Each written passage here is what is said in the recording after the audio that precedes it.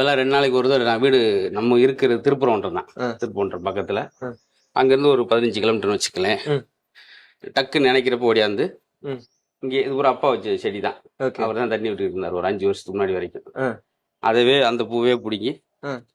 அவங்களுக்கு அப்படி ஓகே. இங்கேயே பூ வளர்த்து அந்த பூ இருக்கு அவரே வச்சதுதான்.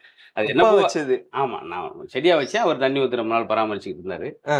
அந்த பூ வச்சுட்டு ஒரு 20 நிமிஷம், ஒரு அரை மணி நேரமோ, ஒரு 2 நாள் இங்கேயே தங்கியோ இருக்கும்போது கிடைக்கிற ஒரு ஆத்ம திருப்தி அப்படியே வேண்டும் போது அது இழந்தவங்களுக்கு தான் தெரியும் இதோடைய மகத்துவம். அப்படின்னும் போது எல்லாருக்குமே இருந்து பார்க்குறப்ப ரொம்ப அழகா இருக்கும் அந்த இடம்.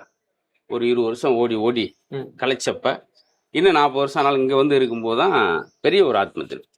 எனக்கு என்ன அந்த பழமை மீது ஒரு ஈடுபாடு, பழசை நினைச்சு பார்த்துக்கிட்டே இருப்பேன். ம். அதனுடைய ஈர்ப்பு, அதனுடைய ஆர்வம் தான் இந்த கோயிலுடைய விஷயம்.